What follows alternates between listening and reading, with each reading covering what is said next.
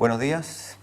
Buen día, Pedro. Estamos Buen día. con un invitado muy importante para nosotros, Arévalo Méndez, embajador de la República Bolivariana de Venezuela. Muchas gracias por estar con nosotros, por conversar, porque es algo necesario que de primera fuente escuchemos acerca de lo que ocurre en Venezuela. Así que, bienvenido, Arévalo. Muchas gracias, Pedro. Agradecido a ti, a la audiencia que tiene a bien, pues, estar pendiente y enterarse de esa otra voz que poco se escucha sobre Venezuela, ¿no? Así es, y justamente, bueno, hablando de eso, Arévalo, como chileno, como periodista, como persona interesada en la política, me gustaría saber si tú brevemente nos puedes explicar cómo es eso de que Venezuela en 20 años enfrenta dos procesos ya, ¿no es cierto?, de reforma, ¿no?, de cambio constitucional a través de un mecanismo muy democrático como son las asambleas constituyentes. Nosotros en Chile llevamos, por el contrario, ¿cuánto? Casi 40, 30 y tantos años con la constitución del dictador. Entonces, en contrapartida, ustedes ya llevan dos procesos de asambleas constituyentes. ¿Nos pudieras explicar cómo es eso? La verdad es que es muy llamativo, ¿no? Yo creo que en la experiencia en el mundo sobre procesos constituyentes, no sé si será un caso donde sea muy corto el periodo entre uno y otro proceso constituyente. Pero en el caso de Venezuela tiene justificadas razones y razones muy, muy estructuradas, ¿no? Trato de hacer un paseo sobre eso. El presidente Chávez, cuando convocan en el año 1999 a la constituyente, lo hace seguramente, y esa es la opinión de muchos analistas e historiadores y politólogos en Venezuela, que lo hace porque entiende, creo que con mucha razón, que en Venezuela había un proceso que había que atacar, un proceso de deterioro social, económico, político, cultural, ambiental, etcétera, que necesitaba de una mirada y una acción muy rápida. Debemos recordar que veníamos del 27 de febrero del año 1989, cuando se da el Caracazo. Con miles de muertos. Miles de muertos, todavía no sabemos, Pedro, cuántos son, porque todavía siguen apareciendo fosas comunes ocultas en cementerios, que de paso la Fiscalía General de la República no ha sido diligente para terminar de investigar todo eso. Ese proceso en el año 99 fue un proceso que se conoce como un proceso de urgencia, porque ya Venezuela no daba para más. No daba para más. Por lo tanto, el presidente tuvo que enfocarse y atender mucho la cuestión de deterioro y mengua social. Lo del 27 de febrero fue una alerta muy fuerte de lo que pudiese convertirse en ese entonces en una hecatombe social de reclamo, justo reclamo. El Caracazo fue la primera manifestación en el mundo de calle contra el neoliberalismo. El neoliberalismo. Entonces, la respuesta política de Chávez a la degradación social fue una nueva constitución. Correcto. Pero ¿qué ocurrió en esa oportunidad? Que por esa urgencia de atender lo social, no se tocaron otros tópicos muy importantes y quedaron intactos tal como lo establecía la Constitución de 1961. Que fue una constitución muy mediatizada por el acuerdo del Pacto de Punto Fijo, Sí. donde los intereses norteamericanos sobre nuestros recursos naturales se hicieron patentes y quedaron implícitamente ocultos entre líneas en esa constitución de 1961. Bueno, eso es interesante lo que dice, entre paréntesis, porque cómo los intereses geopolíticos, los intereses de Estados Unidos sobre nuestros recursos naturales se manifiestan en las constituciones. Nuestra propia constitución, por ejemplo, también expresa eso, no solo con el Estado subsidiario, sino también hay todo un régimen que permite, por ejemplo, la explotación extranjera de nuestros recursos naturales y no es algo inconstitucional, ¿no? Entonces, todo eso se expresa en una constitución. Correcto. Implícita o explícitamente.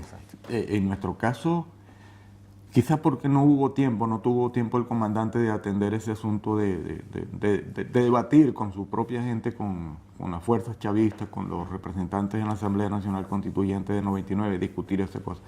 Hay algo muy interesante respecto a esto. Fíjate que nuestra Constitución, la vigente, Sí. la bolivariana, en el artículo 303 impide la privatización de PDVSA.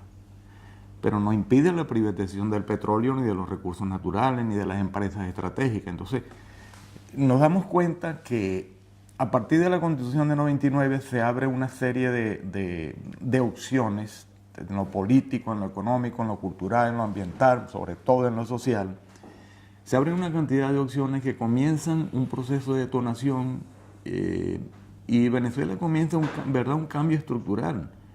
A ver, no son cifras del gobierno, ni del presidente Chávez, ni del presidente Maduro. Son cifras de los organismos internacionales que reconocen en Venezuela un proyecto político que verdaderamente estaba dando respuesta a lo que ha sido una aspiración bicentenaria de este continente, no solamente de Venezuela. Las cifras sobre combate a la pobreza, a la indigencia, a la pobreza estructural, a la exclusión social, dar respuestas sobre asuntos tan importantes para este continente que sigue siendo el más desigual de los continentes, en temas de salud, de educación, de vivienda, de nutrición, de asistencia al desamparado. En eso del cambio estructural, por ejemplo, podemos mencionar que en Venezuela, cosas muy concretas, ¿no? Está prohibida la pesca de arrastre. Eso significa meterse con intereses mundialmente importantes. Nosotros hemos tocado intereses de las transnacionales pesqueras españolas. Se recuperó el petróleo. Creo que otro cambio estructural importantísimo que es pionero de avanzada, mejor dicho, en América Latina, es que en Venezuela se está prohibido por ley, ¿no es cierto?, la tercerización de la fuerza laboral, ¿no? Eso es un tema muy importante, eso es fundamental. Atacar fundamentalmente la explotación del capital nacional, ¿no? En Chile, por ejemplo, gran parte de la masa laboral trabaja terciarizado, ¿no? Con condiciones precarias, laborales, de explotación fuertísimas. Eso en Venezuela está prohibido por ley, ¿no? Sí, es más, Pedro, yo creo que es uno de los elementos fundamentales por los cuales la derecha en Venezuela, acompañado por los factores de derecha internacional, se opone a una constituyente. Porque en esta constitución creo que los legisladores van a dejar muy claro e impuesto en la nueva constitución de que en Venezuela está constitucionalizado el salario mínimo, pero por ejemplo en las 40 horas, en el mundo el promedio de trabajo son 43 horas. Ajá. Creo que en Chile son 45, en Venezuela son 40. Nosotros queremos constitucionalizar eso. Queremos darle carácter constitucional al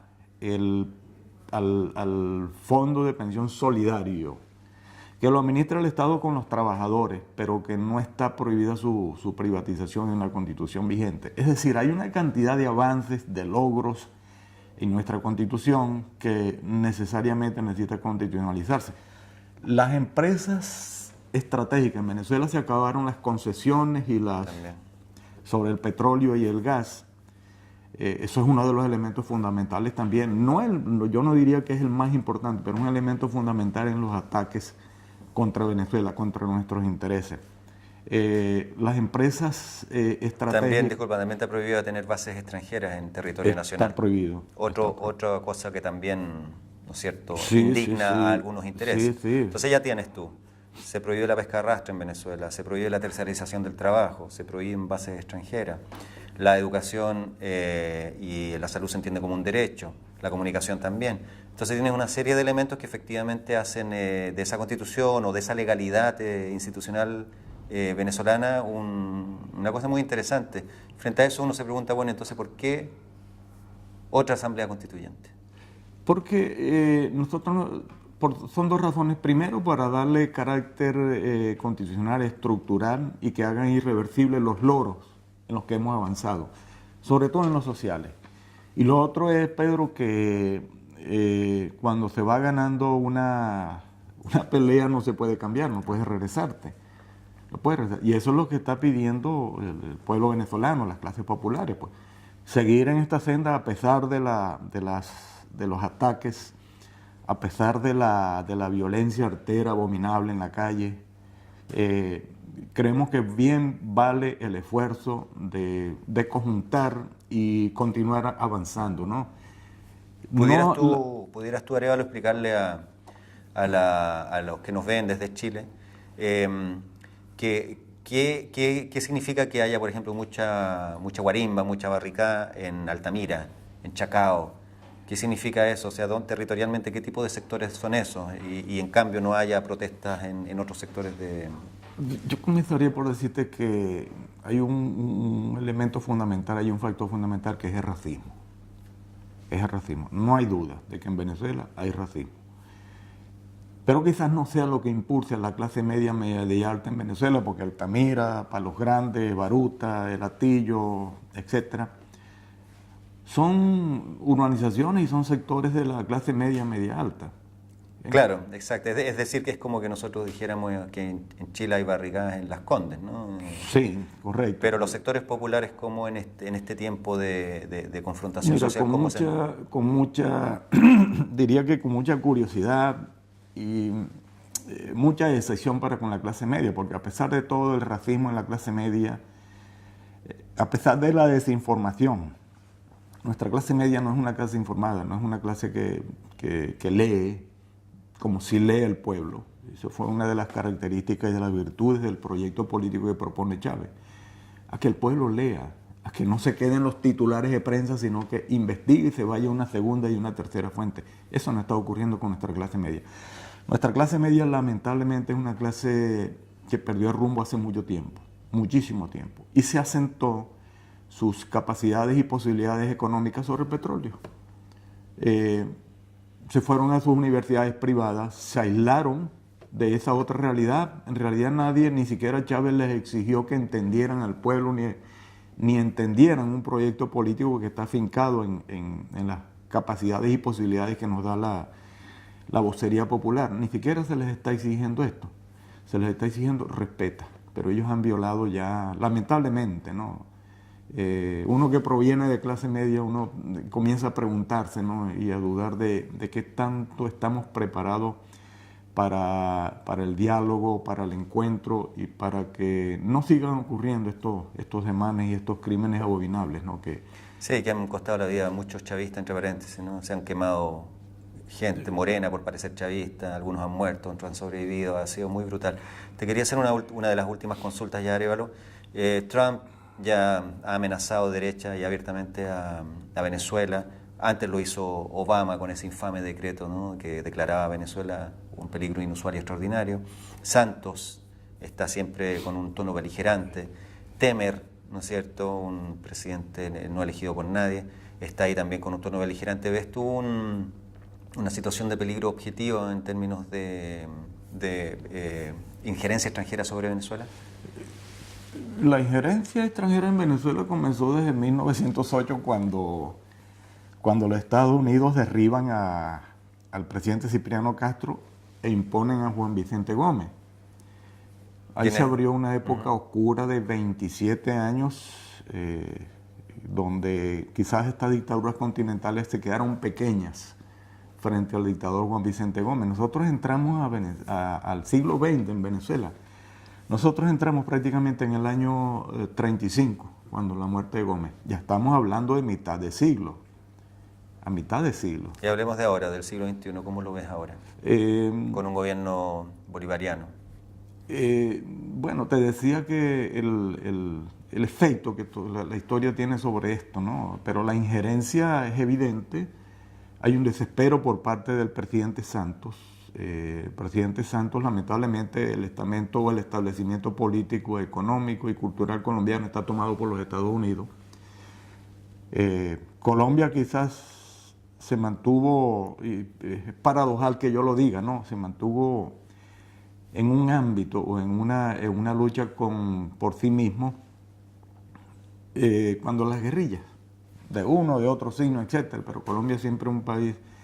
Fíjate que el establecimiento burgués y elitesco en Bogotá ha entendido que las relaciones con los vecinos se resuelven por vía bélica. En 1952 bombardearon unos islotes venezolanos y después tuvieron que abandonarlo. 1989 creo, introducen la corbeta Caldas en el Golfo cuando estábamos en plena negociación para definir los límites en el Golfo de Venezuela. Después vino el episodio de Ecuador, bélico. Después vino el episodio en el cual la Corte en La Haya determinó que Colombia tiene que regresarle una gran cantidad de territorio marítimo a Nicaragua.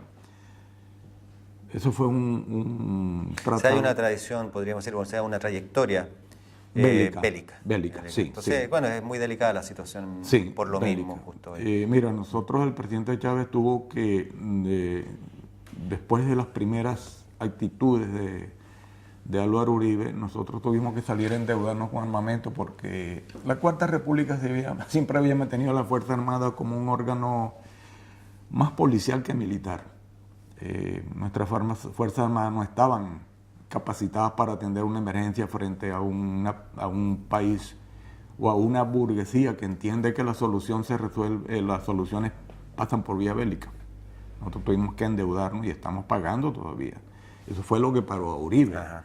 Pero a Uribe, es más, hay analistas, nuestros analistas políticos dicen y militares, dicen que lo de Ecuador fue apenas un ensayo. Porque Cuando mataron al segundo de la FARC, sí, ¿a eso te refieres? fue un ensayo para ir a Venezuela, Ajá. inmediatamente.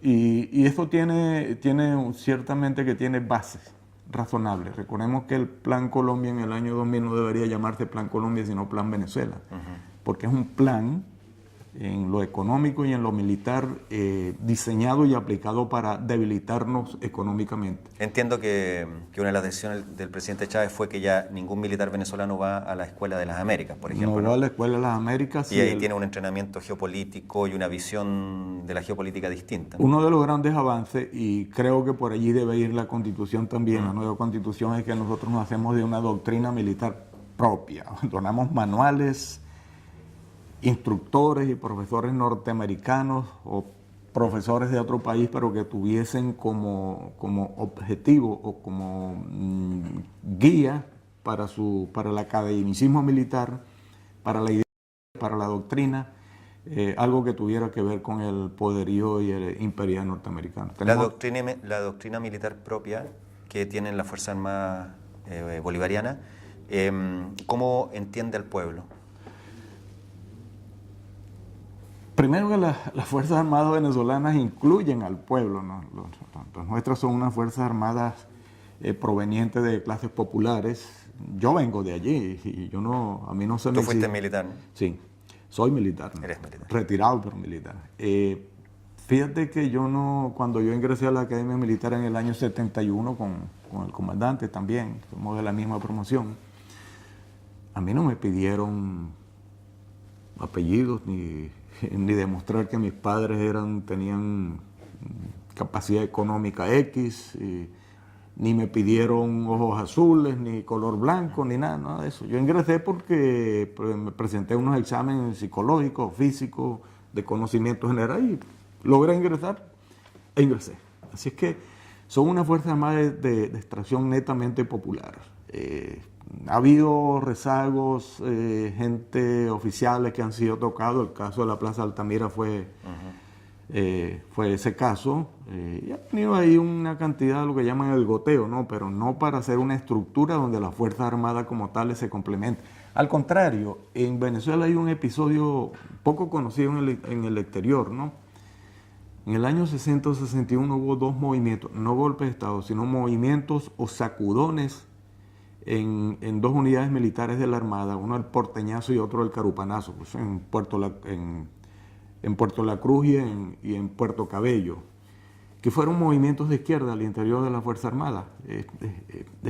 No es paradójico en la Fuerza Armada de que esos movimientos hayan tenido un origen progresista, pero fue una reacción porque lo que se estaba viendo a raíz del pacto de punto fijo fue la entrega del petróleo otra vez a los americanos.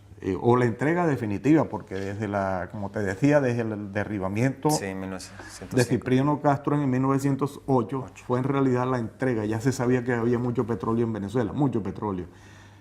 Fue la entrega definitiva. Pacto de punto fijo dio origen a estos dos movimientos.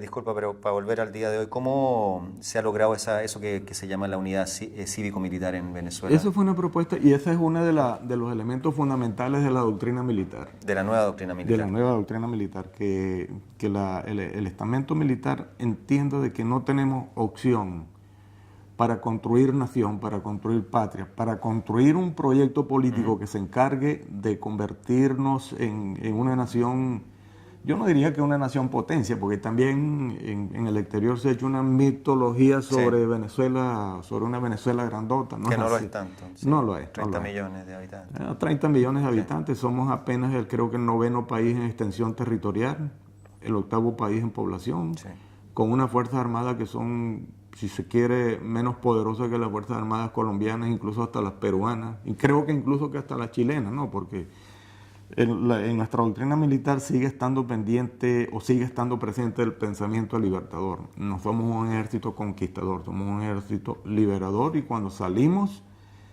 al exterior fue a apoyar los movimientos de liberación y de la revolución libertadora en 5 países prácticamente. Esa doctrina es una parte fundamental de nuestra doctrina militar, pero también entender que esa doctrina o ese cuerpo doctrinario se fundamenta mucho también en que las Fuerzas Armadas tienen que ser ya definitivamente un ente del Estado, un brazo político del Estado abocado también a las tareas del desarrollo nacional. Perfecto. Bueno, mira, ha sido muy interesante conversar contigo. Hemos hablado de muchísimas cosas que hacen de estos últimos 20 años en Venezuela un país distinto, de avanzada al resto. Hemos hablado, creo que dejamos de mencionar que Monsanto también, Monsanto no tiene prohibida la entrada a Venezuela, imagínate los transgénicos, la pesca de arrastre, el respeto por los derechos laborales de los trabajadores, una fuerza armada que ya no manda, que prohíbe en un territorio donde está prohibido las bases militares, una fuerza armada que ya no manda militares a la Escuela de la América, que además entiende la unión cívico-militar de una manera que es un proyecto de país. Podríamos seguir hablando de muchísimas otras cosas, pero todo esto de alguna manera nos explica por qué tanto ataque sobre Venezuela. Sí, eso que traes a colación sobre Monsanto es muy importante porque resulta que detrás de los intereses de Monsanto por la venta de glifosato está Andrés Pastrana y está incluso el actual presidente del Banco Interamericano de Desarrollo, un ciudadano colombiano. Pastrana es el primer vendedor de glifosato en Latinoamérica y el Caribe. Bueno, imagínate.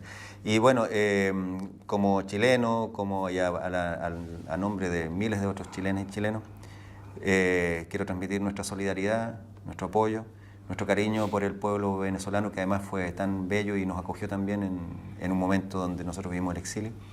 Arévalo, muchas gracias por estar con nosotros. Agradezco tu visita. A ustedes, Pedro. Ha sido muy interesante. Sí. Muy generoso de vuestra parte, sí. Muchas gracias.